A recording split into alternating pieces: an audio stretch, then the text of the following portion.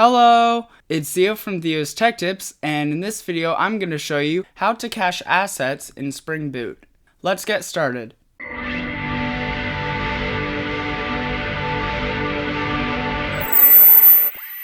So here I have a simple Spring Boot application that just uses a time-leaf template to render an image on the screen, and you can see that when I reload the page, the image starts to flicker a little bit. And this is because the browser needs to fetch that image every single time it loads. And you can also see that in the console, the cache control header is set to no cache. And this is because Spring Boot doesn't cache any of your assets by default, and you need to configure that. So to do this, we need to go into our code editor, and we need to go to the application.properties file. And here we need to specify a few properties that tell the browser to retrieve all of our assets from the cache instead.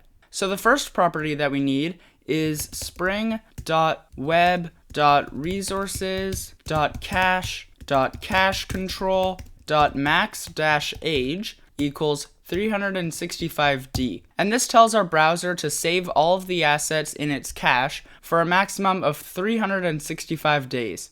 So the next property that we need is spring.web.resources.cache.cachecontrol.cache-public equals true. And this means that the cache can be accessible to everyone. So now that we've configured our cache, we need to run the application, and now you can see that this image has the cache control value set, which means that this image will always be retrieved from the cache until it expires. But the problem with this setup is that we can't change the image contents because the browser will always fetch the old version that's still in the cache. So you need to somehow tell the browser to ignore the old version and store the new version in its cache. So the easiest and simplest method is to go into our HTML and simply append a query of v and set that to 1, and then just increment the version whenever you want to update the image. And this also means that we can add our image dynamically using JavaScript. And this is great for images that don't change very often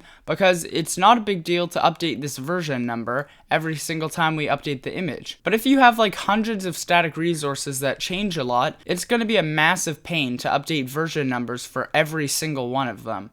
So the solution is that Spring Boot actually supports a native cache busting strategy that automatically creates a hash based on the file's contents, and it uses timeleaf to change the URL of all of these resources in our templates. And this means that we don't have to keep updating the URLs ourselves. So to enable this feature, we need to go back into our application.properties file, and we need to add spring.web.resources.chain.enabled equals true. And we also need to add the spring.web.resources.chain.strategy.content.enabled equals true. And the last property we need is spring.web.resources.chain.strategy.content.paths equals /**.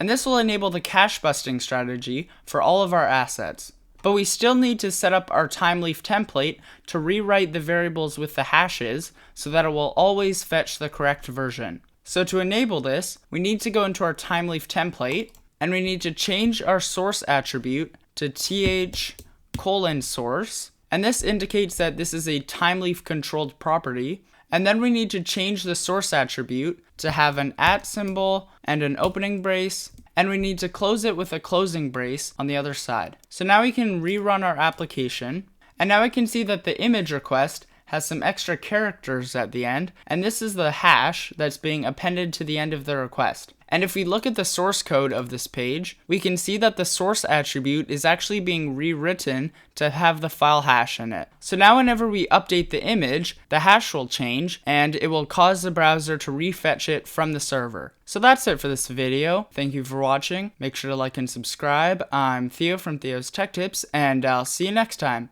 Bye!